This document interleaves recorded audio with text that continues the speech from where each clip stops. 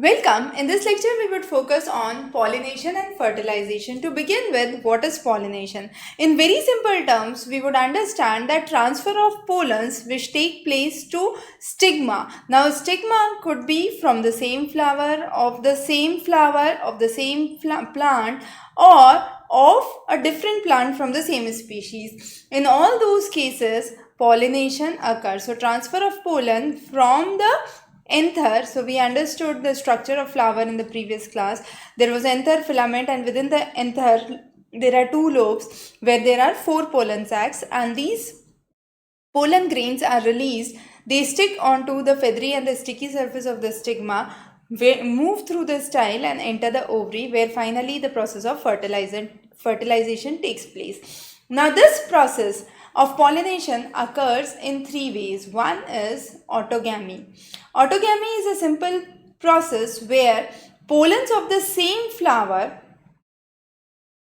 actually fall on the stigma of the same flower. So it's within the same flower. The next is geitonogamy. Geitonogamy is occurring when the tree is same but the flowers are different. So usually in a plant which has unisexual flowers, that means one is a male flower, the other is a female flower.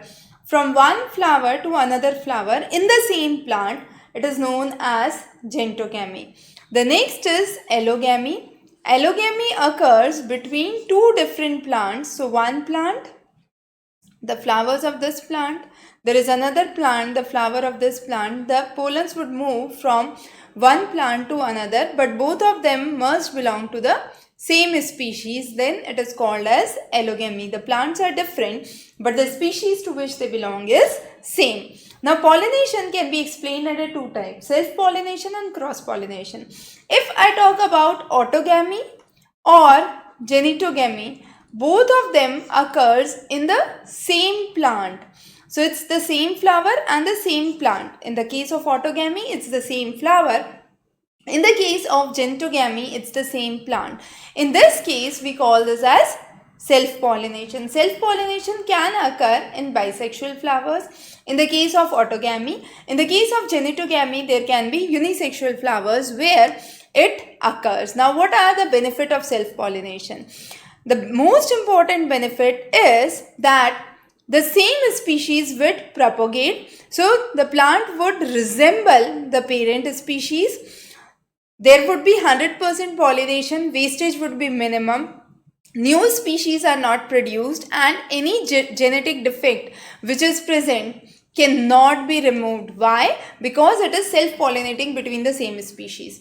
Now, what are the major drawbacks? The major drawback, as we could say, the genetic defects are not removed, no new species are produced, so again a drawback, and the species which resemble usually have a poor adaptation and they are a weak progeny, right? So those are some of the major drawbacks of self-pollination, but it does maintain the purity of the race, the unique characteristics. Flowers need not be very large and colorful. Still the self-pollination could take place. Another two important terms in self-pollination is homogamy and celestogamy. Homogamy means when the anther and the stigma mature at the same time. So they are homogamy at the same time, right? We call this as homogamy. Good example is wheat, rice, mirabilis. So wheat, rice, mirabilis is an example of homogamy. The next is celestogamy. It occurs in bisexual flowers who are never opened. So pollination occurs within the flower itself. Now pollen grains within the same flower would fall on the stigma because it is closed. It do not have a way to escape out, and that is commonly seen in groundnut and commonilla. The next important thing is cross-pollination. Cross-pollination is also known as allogamy. It occurs between two different plants of the same species. Now, cross-pollination gives you a healthy offspring, has better chance of creating new species, newer variations and genetic modifications are seen. But one of the major drawbacks of cross-pollination is it requires a lot of energy and a food material. Also, it requires external pollinating agency. It could be wind, water, insect, animal, but an external pollinating agency is required, which is not the case in the case of self-pollination. Now, cross-pollination, various types. Unisexuality, that means both of the species are of different type, male and female. Mustard, ham, papaya, then maize, custard, euphorbia are good examples of it. The next is dichogamy. Dichogamy means both male and female mature at different time. Now, these are known as protoandry and they are called as protogyny. Protoandry means the male part matures first. Protogyny means the female part matures first. As I said, dichogamy means both mature at different part. If the male component matures early, we call it as protoandry. Good examples of protoandry would be lady finger, then you have sweet pea, sunflower. Protogyny, where the female reproductive part matures first, that is gynoecium matures first. Custard apple, people, rose are good examples for protogyny. The next is self-sterility. Self-sterility means both are present on the same flower, male and female part, but they do not actually fertilize within themselves. They cannot germinate the same flower. Tea flower, passion flower, potatoes, orchids are good example of self-sterility. The next is Hercogamy. Hercogamy is a unique type of pollination where both mature at the same time, but they cannot fertilize. Why?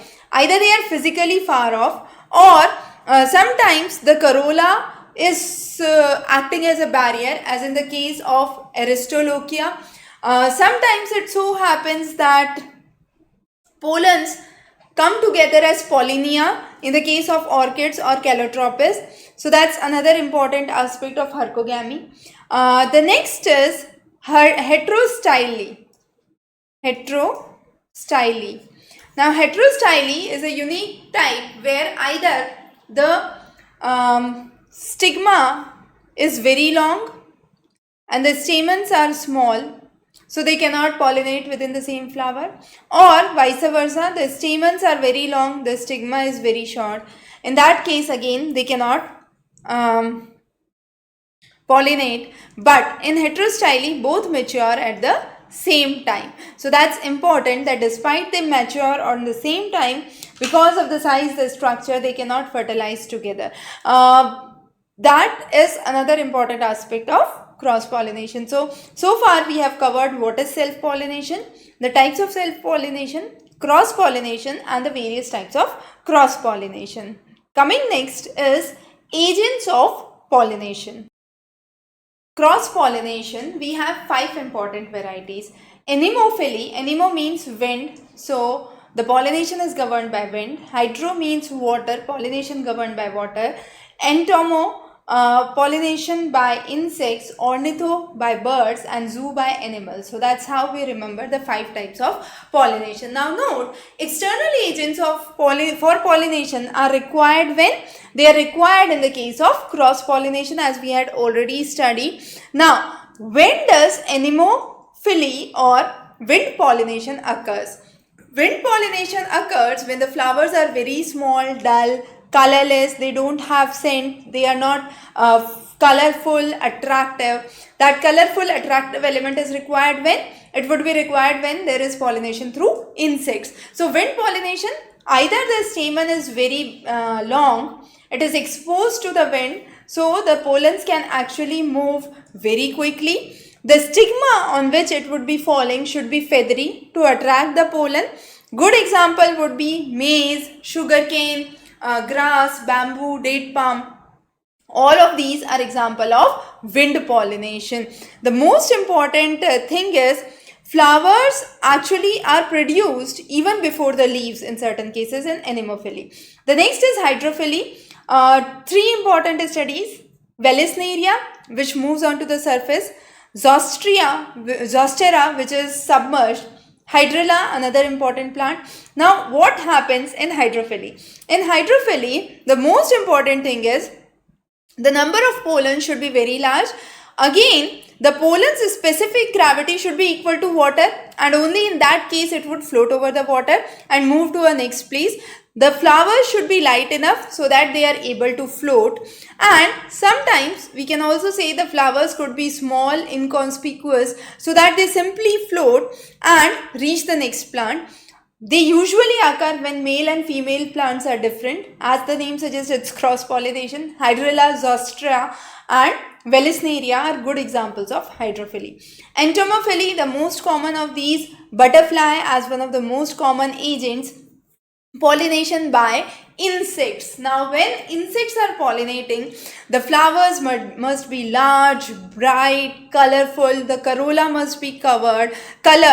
It should have a good smell, a decent amount of nectar which is sweet. In this case, the pollens are round and sticky with some spiny outgrowth, so they just stick to the insect. Now, sometimes the pollens are edible and they attract the insects. For example, in the case of poppy, rose, sometimes it's very important for insect pollination that pollination occurs at the same time when the insect is available. If the insect is not available, then there is no point in pollination, or the pollination cannot be successful. So, availability of insect again is very, very important in the case of insect pollination or entomophily.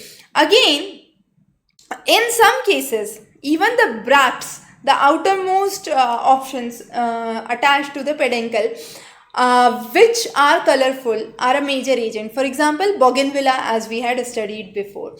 The next is pollination with the help of birds, ornithophily as it is called as. Usually in this case, the flowers are orange, red.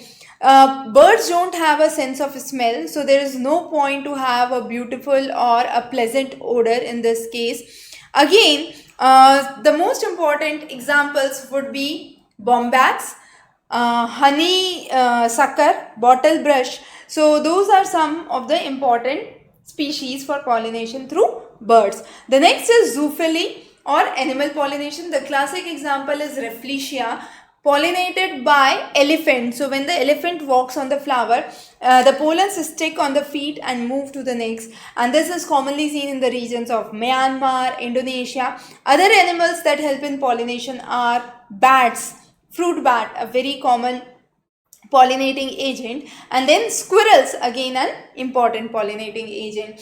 Now these are some of the important pollinating agents. Now, as we have seen in the case of insect pollination, a classic example here is sweet pea. Now, what happens in the case of sweet pea? The flower has a unique structure with one standard petal, two wing petals and two small petals which are known as keel petals, and here are 9 fused stamens which are present, and the pollination occurs through the plant. Here the name of the petals, the two lateral and the innermost one, which is the keel petal, is again important, and this is a issue for the sweet pea. So here we have understood the various agents of. Let's understand the reproductive bodies in the case of flower. So one is the pollen, the other is the ovary, and how the process of fertilization takes place. So let's first begin with pollen. Here is an example of pollen. Now pollen are a unique structure which have two layers, the exine and the intine. Exine is the outer layer. This outer layer is rough, spinous and has what is called as germ pore. Then is the inner layer. The inner layer is known as intine. It is relatively a thin layer. Within the intine lies the cytoplasma. In the cytoplasma, two cells are present. They are called as the generative cell and the tube cell. Tube cell is also known as vegetative cell. So tube cell and the vegetative cell are present within the cytoplasma. Now as the pollen tube starts to begin, these two actually move forward and pollen grow out from the germ pore. The generative and the vegetative nucleus, the cells are formed, the vegetative or the tube cell degenerates, and this generative cell actually makes two male gametes, and these male gametes are used for the process of fertilization. Now, what is the process of fertilization? The first is germination of pollen tubes. Now, when there is germination of pollen tube, as you can see here, the pollen tube arises through which the generative cell actually moves, and this generative cell then divides into two male gametes, 1 and 2. The next is the entry of the pollen grains into the embryo sac. So, the pollen then moves from the pollen tube to the embryo sac. The two male cells pass through the nucleolus. Okay, that's another important part in the ovary. Okay, they pass through nucleolus and they finally enter into the cell, the ovary. Okay, and this is where the tip of the pollen tube ruptures and the two male gametes actually merge with the egg at the embryo sac. The most important aspect is this process is called as double fertilization and triple fusion. We would understand in a while why it is called so. But to understand another important thing, the third important thing is the fusion of the male and the female gametes take place. So two male gametes move through here. One male gamete fuse with the one female gamete and forms the embryo. This embryo forms the zygote later on. The another male gamete which is present actually moves with the secondary nucleus, and at the secondary nucleus, which is the polar nucleus as it is called as, so the polar cells, it fuses with the polar cells to form the endosperm. So there is two important things that happen. Now in the female section, we move to the ovary. So within the ovary, there is micropyle, which is the opening, hilum, integument, which is the outer layers, nucleolus, through which the pollen tube actually moves, and here the rupture of the pollen tube takes place. The two male gametes are released. The uppermost area is known as chalaza. Now this ovule is attached to the placenta inside by funicle, and funicle is the point, or funiculus as it is called as, which helps to develop into seed. So ovary converts into what? The ovary converts into the fruit, and inside the ovary here is the ovule, and this ovule, the structure of the LS of the ovule is given here, and this ovule actually turns out into the seed later on. Now this seed could be endospermic, embryonic seed. If it is an embryonic seed, the endosperm persists. If it is a non-endospermic seed, then the food material would be stored in where? In the cotyledons. Now, when there is the formation, this embryo sac has 7 cells. What are those 7 cells? Very, very important. 3 of the cells are known as antipodal cells. 2 of the cells are known as synergid cells. There is 1 egg or oosphere and 2 polar nucleus. So 3 plus 2 plus 2 plus 1, that gives a total 7 cells. Now, 1 male gamete fuses with the egg here, and this leads to the formation of embryo and finally the formation of zygote. The other male gamete fuses with the 2 polar nuclei, which are called as the secondary nuclei, and helps in the formation of what? Endosperm.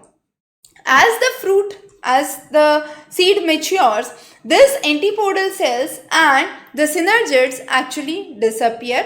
Now, the layers of the ovule are again important. So ovule converts into seed, as I said. Now the outer layer or the outer integument is what is known as testa, which we have studied in a separate lecture as well. The inner layer of the ovule is known as tegmen. The fruit is the ovary. The wall of the ovary is what is called as pericarp. True carp is a true fruit, and eucarp is a true fruit, and pseudocarp is a false fruit. And then we have funicle, which is the stalk of the seed, where the seed gets attached. So it is called as the stalk of the seed. Now, as I said, there is formation of the egg. From the egg and the male gamete form the embryo. The embryo forms the zygote due to the process of fertilization. Now why it is called as double fertilization? So one fertilization of the egg and the male gamete, the other of the secondary nucleus and the male gamete forming endosperm. So two fertilizations. And why it is called as triple fusion? It is called as triple fusion because three nuclei are actually interacting, and this fusion is therefore called as triple fusion because three nuclei fuse, two polar nuclei and one male nuclei. So there are three fusion which happen here, and therefore it is called as double fertilization and triple fusion. Very, very important. Now fruits have an important role. Fruit actually protects the ovule till the time it is immature. It would have an unplateable test, repelling chemicals so that animals don't attract towards the seed. However, as the fruit matures, what would happen? This would turn out to be attracting to the animals. The seeds would then have a capability to burst and spread to longer distances in order to have a better option for pollination, and therefore the topic of pollination and fertilization usually go hand in hand. So very important concept of how the fertilization takes place, what are the various important reproductive organs, which is the pollens and the ovary which is involved, and within the ovary how the formation of embryo sac takes place. So those are some of the important things that we have covered in this lecture. Hope you enjoyed. If you have any questions, feel free to post those in the comments.